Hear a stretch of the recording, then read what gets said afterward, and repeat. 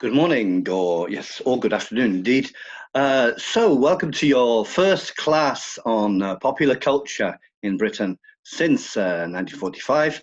I decided to do it in this rather particular manner because it's easier for me than wearing a mask. So I'm hoping this is going to work. This is a kind of test.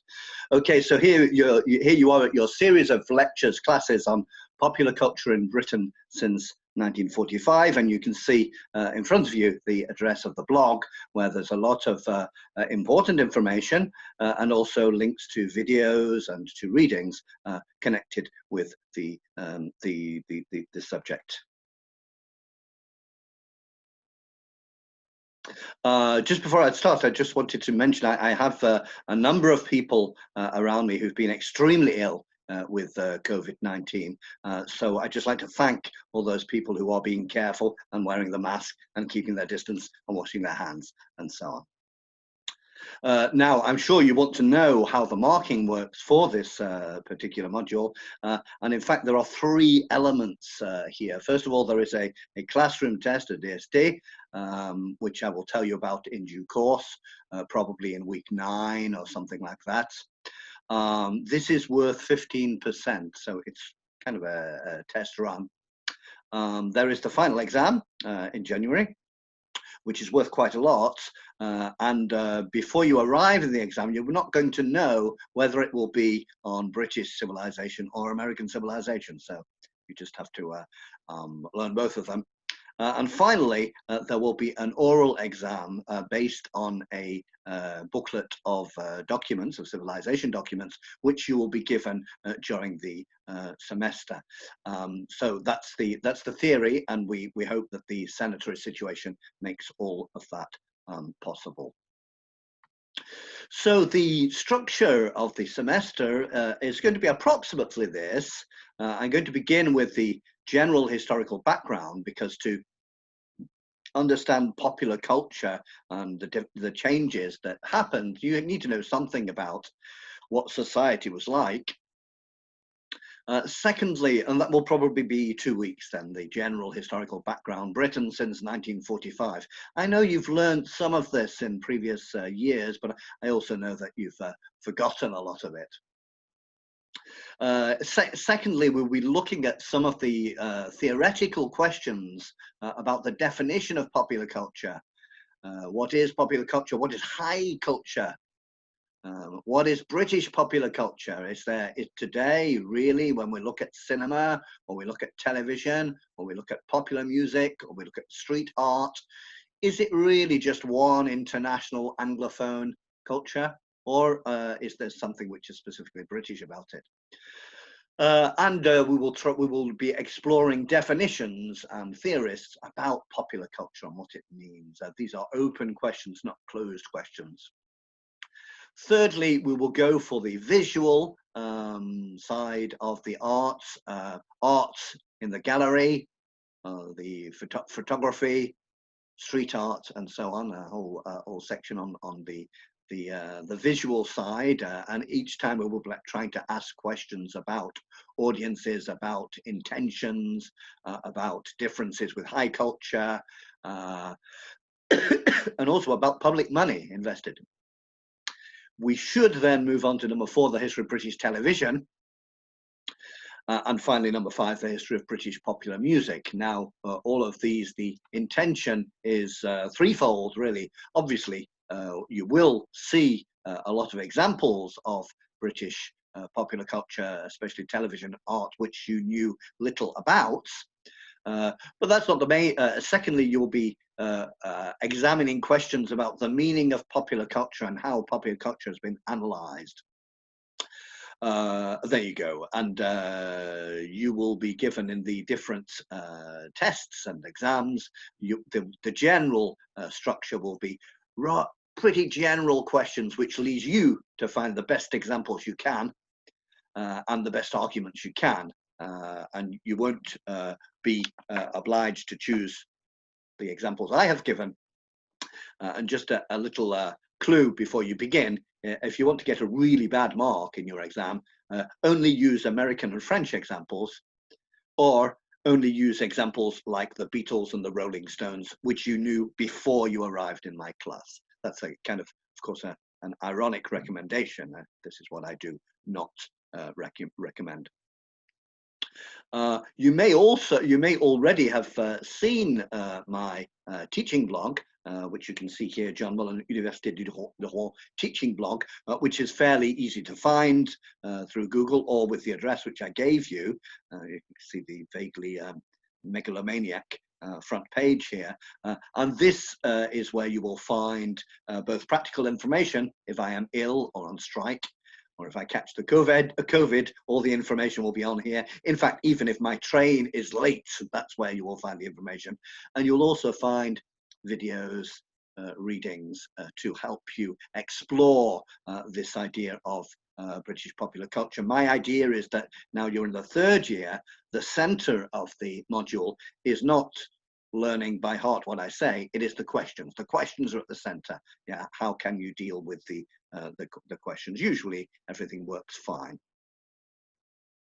So let's have a look at the general background. I have adapted my PowerPoint so that it doesn't cover the top right-hand corner where I am. And I ought to say that this is going to be done in capsules of about 30 minutes. And in 30 minutes time, there'll be a break and perhaps questions will be appropriate at that point. So first of all, if we talk about British popular culture since 1945, we notice a big change between television in 1950 and today, popular music or art. And some of these are reflect the different audiences and the different society, the different audiences consuming and the different society producing, both consumers and producers. So what are the big changes over the last 75 years or so? Well, first of all, life expectancy. People live much longer, and so people are not considered old at the same age. Family size, families got smaller, significantly smaller. This meant that young people had more space. More young people had their own bedroom and their own money to buy records or to buy video games or to get involved in art.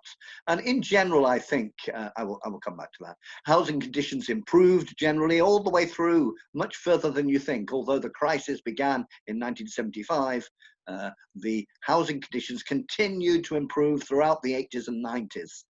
I'm not claiming that there are not people who live in very bad housing, but the general quality of housing rose, as indeed did the amount of market choice involved. People in the 1990s expected to have much more choice about clothes, about food, about jobs, about where they live, than they did in the 1950s. Famously, sexual mores adapted to, not automatically, but as the result of a whole series of struggles, whether it be in the 1960s, the free availability of contraception and abortion, whether it be the legalization of male homosexuality in the 60s, and its gradual acceptability in the 70s and 80s. Remember, the change in the law does not change the situation, right up to 2015, when a Conservative government introduced the right to marry if you are homosexual. Something which people from the 50s or 60s or 70s would have considered absolutely incredible. If you went back in time to 1979 and you told people a Conservative government in 2015 will introduce a law allowing gay people to marry, people would just have considered that this was 100% impossible. This is also a period, I think, of the rise of the democratic spirit. This is this is one of my ideas. It's something which is very difficult to prove, but certainly the rigid ideas that high-class people are good and low-class people are bad gradually loosened. Of course, there's still tremendous class hierarchy in Britain, but it is much more questioned than it used to be. And for example, you expect people of different social classes to all wear jeans and a t-shirt Whereas you go back to the 40s and 50s and you look at people, you know what social class they come from immediately.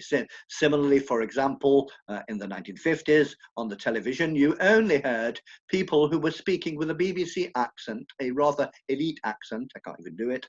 Whereas today, you will be unsurprised to hear a diversity of accents and indeed of origins at the television. Secularization is well known. The influence of religion slowly reduced until you got to the situation by the end of the century where many people went to church to baptize their child or to attend somebody's wedding or for a funeral. And that was it. That was all. That was all. The only times they went to a church. Although people did continue for a very, very long time baptizing their children, and even today having a funeral in church, it remains much more common than going to church. Geographical mobility. Yes, the tradition from the 1930s or the 1940s, when you were in the working class, when you got married, you found a house 200 yards from your parents' house, completely changed, partly because the industries moved around. The coal and steel declined, and the more modern industries, computing industries, chemical industries, the car industry, plastics, were in other parts of the country. And this was matched with a continuing urbanization. Britain was already far more urbanized than France in the 1940s. But this continued, and the number of people living in villages is really extremely low in England. And in Scotland, there's still villages around. I mean, there are villages in England, but I don't think I've ever met anybody who lived in a village. It's a very rare thing to do. Whereas I know that in France, this is still more common anyway. Relative prosperity was on the rise, famously from 1945 to 1975, the Les Trente Glorieuses, the post-war boom. People had more spare time, people had more holidays, people had more money to spend, and I think this is a continuing change which has slowed down tremendously in the last 20 years. Multiculturalism is a big change which we will see has a tremendous effect on popular culture. That is to say that the presence of West Indian, Indian, in particular, immigrants to Britain gave rise to a whole series of cultural products which became much more popular. First of all, in food, of course, Indian food tremendously popular in Britain. In fact, they say more popular than fish and chips. But also such cultural products as reggae or Bhangra. Bhangra is a kind of mix between Western music and traditional Indian music. Illustrate this multiculturalism. Also, multiculturalism which has been which has been dealt with in a particular way in Britain, where for a long period, the idea that people maintained their initial culture as well as adopting British culture was considered to be a positive element. And this is the theory of multiculturalism, that is that more than one culture is a good thing. The final gradual change, which of course is tremendously important for popular culture, is young people's autonomy. Young people had more money, young people had more freedom. The military service was abolished in Britain in the early 1950s, which is very important because it meant that unifying and that unifying disciplinary experience no longer existed, and it may well be, I think so, that this had an effect on youth culture in general.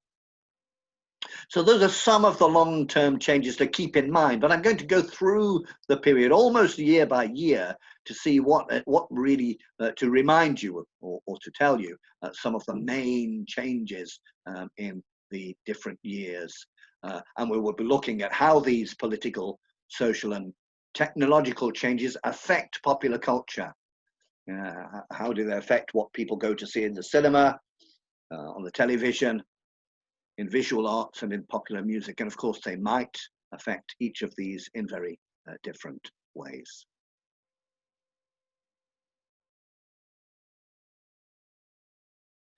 Right, you don't get the date at the bottom. It's 1945. I think you can just about read it at the bottom. There's probably a way of reducing this. In fact, is that the one? Nope. Okay, there's probably a way of changing that, but I don't know what it is. 1945, of course, the end of the war. The war had been terrible for every country, worse for France than for Britain. But even in Britain, a quarter, I think at least a quarter of the buildings in London were damaged by bombs. There had been both national unity, most people were convinced it was essential to win the war, but also national division. There had been a lot of fighting a lot of struggle about safety. In particular, the government initially did not want people to hide in the underground, in the London Underground, and it was a popular campaign, partly involving the Communist Party, which made this possible. So you can see at the bottom left, VE Day, victory in Europe, it's over in the West, and the tremendous partying that went on because it was the end of the war. But at the same time, there were a dark side. First of all, of course, when people had lost people in the war, they were relieved that it was over, but it was difficult for them to celebrate very much. But there were certainly dark omens to come, because in 1945, the two nuclear bombs exploded, were dropped on Hiroshima and Nagasaki. And it became clear that that war could be incredibly more disruptive than it had been before. This was many times more disruptive than it had been before. And certainly in 1945, people could not imagine that there would be a time when several countries had hundreds of nuclear weapons each. The concentration camps were liberated. You see the image on the bottom right, where the concentration camps were liberated, and although some people had already known what went on in them, the pictures and the news that came out was extremely traumatizing for people, that inhumanity could go so far, that fascism could be so vicious and cruel. But this is also a time of hope, and not just relief, because it's the end of the war, which is pretty amazing, but also hope. And you have here at the bottom, you have a poster. Have you 2 or more children in your family? If so, ask at the counter for a claim form for family allowances. So the invention of family allowances, and not for the first child, but for the second and further ones, to encourage people to have children. And this was a tremendous thing. It was a large number of people were very poor. There's still plenty of poor people today, although poverty today doesn't generally mean that you go hungry. So this was the beginning of the idea of the welfare state. Now, the welfare state is quite a complex idea, but it's generally the acceptance by huge numbers of people and political parties that all forms of suffering are the government's problem, and the government should do something about it. It's not the individual's problem. So this was an idea that rose very slowly. The beginnings of the welfare state in Britain are between 1906 and 1911, but more and more this is considered to be normal, that people should not be left to deal with poverty on their own.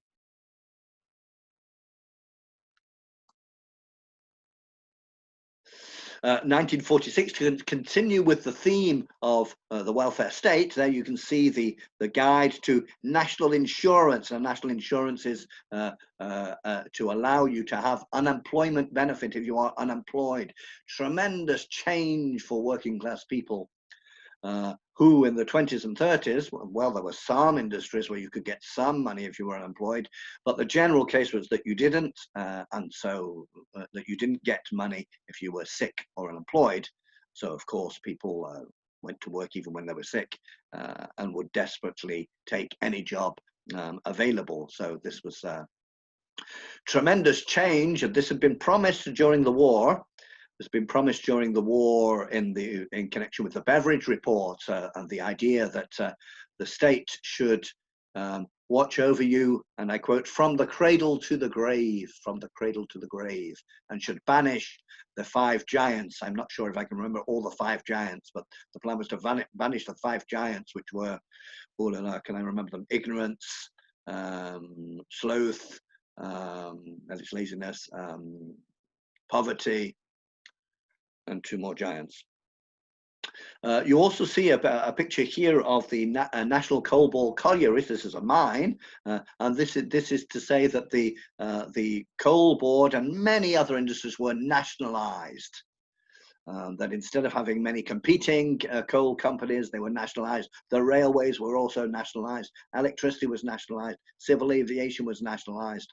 This was a time of big nationalisation, which was seen by the left wing as the first step to getting rid of capitalism, and by the centre, if you like, or the right wing of the Labour Party, as a way of making capitalism more efficient and more effective by organising by the state some basic services, electricity, gas, water, and so on. I know a little bit about this because my father worked for the gas board, which became British Gas at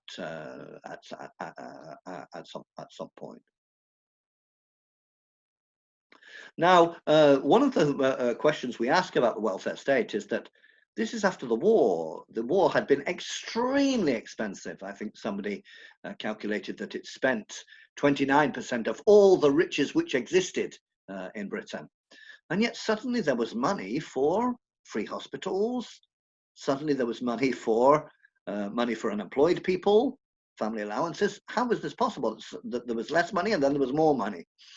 Well, one of the reasons is that the elite were very frightened at what would happen at the end of the Second World War, not just because they had millions of young working class men with guns.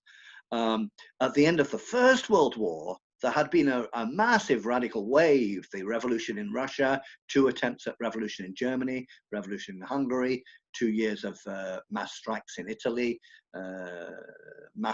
very big strikes in Britain too. There was a real danger of revolution. And in 1945, similarly, whole sections of the elite believed that a revolution was possible. In fact, one well-known commentator said, if you do not give the people a reform, they will give you revolution. This is a conservative commentator. Now, this commentator may not have been right.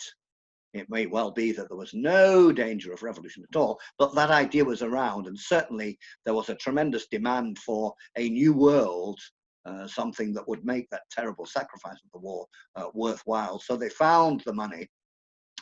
Some of it they borrowed from America, the big loan from America, which was finally paid off in 2006. It was a 60-year loan. 1947 was a tremendously important year, and I'm only giving you 1 or 2 events every year. Of course, this does not mean there were only 1 or 2 events. 1947 was important because India got its independence. India, by far the biggest British colony, the jewel in the crown, as the imperialists like to say, with a population many times more than the population of Britain, and India got its freedom. This was tremendously important. You can see here the flags at the bottom, then the old flag of India with the Union Jack in the corner, and there the new flag of India, a tricolour. Okay, it's a horizontal tricolour, but nevertheless, this is the tradition of the French Revolution, the tricolour. This was tremendously significant, of course, first of all, for India, because it was the result of a very long struggle, including, of course, all the tremendous struggles organized by Gandhi. But also, it was tremendously symbolic. Across Africa, the dozens of British colonies, there were groups of nationalists saying, if India can get its freedom, so can we. And indeed, one of the very important themes of the next 40 years will be the freedom for British colonies. Which reminds me of something that Winston Churchill said during the Second World War. He said, if the British Empire lasts for 1,000 years, I still want people to say this was their finest hour. Now, of course, this is political speeches, it's not prophecy, but nevertheless, somewhere in his mind, it seemed possible that the British Empire would last for 1,000 years, whereas in fact, it lasted for 30 years.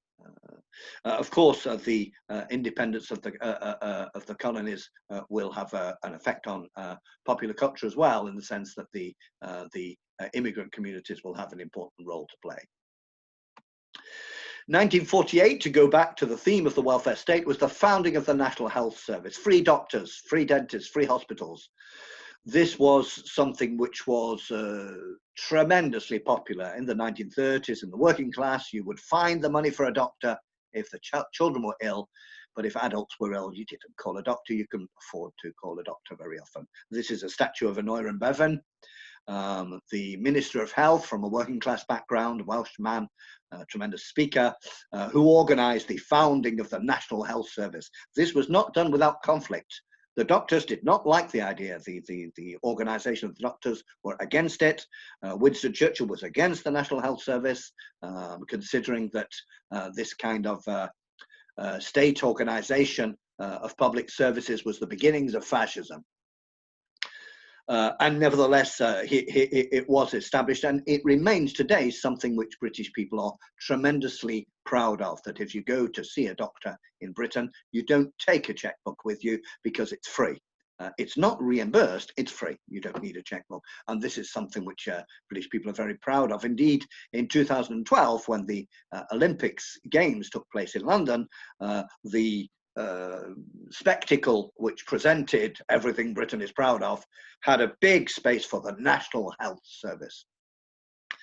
Other event in 1948, the publication of 1984. Yes, he just switched the last two figures, 1984, 1948, which was this novel about a dystopia where everybody was watched by cameras and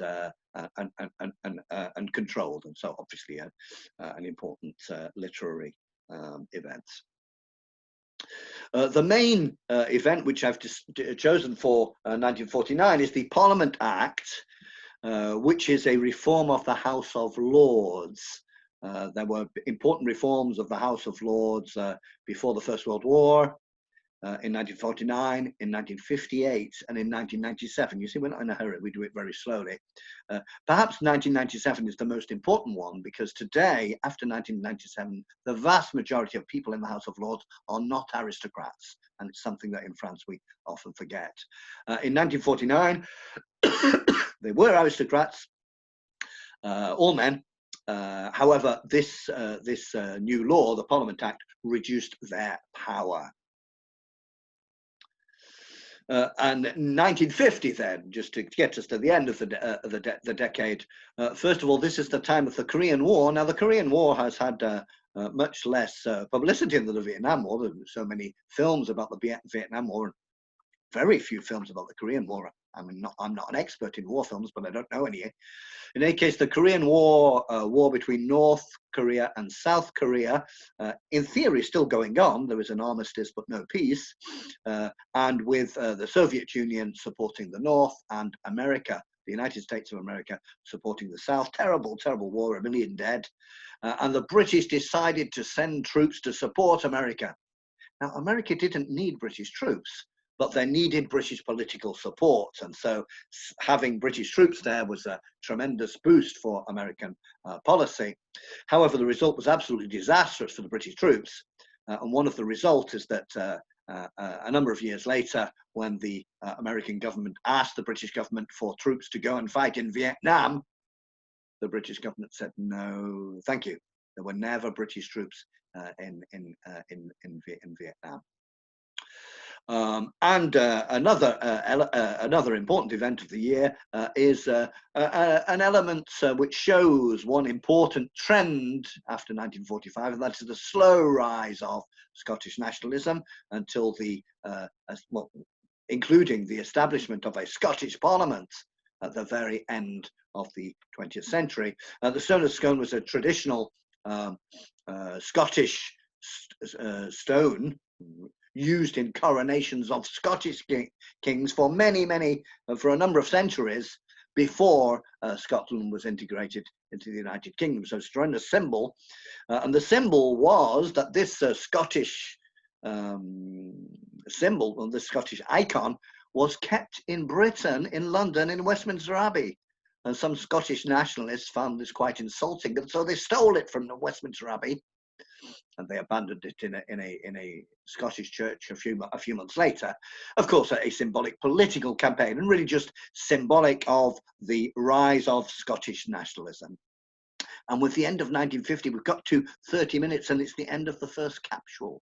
So I'm just going to stop right there, if I can get to the right